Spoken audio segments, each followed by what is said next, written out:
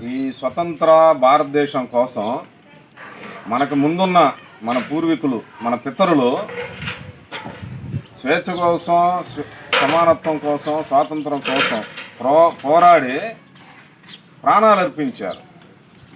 ఇప్పుడు వాటిని అనుభవించేందుకు ఈ జగన్ ప్రభుత్వంలో మనం బలైపోతున్నాం, మనం ప్రాణాలు అర్పించాల్సి వస్తుంది.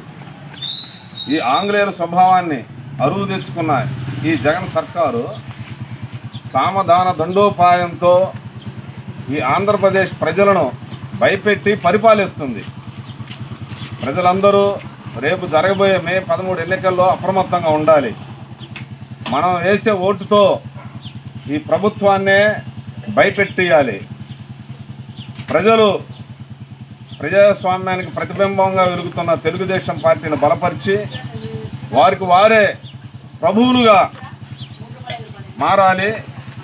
ఈ జగన్ సర్కారుకి బుద్ధి చెప్పాలి, గుణపాఠం నేర్పాలని ఈ సందర్భంగా మీ అందరికీ తెలియజేస్తున్నాం.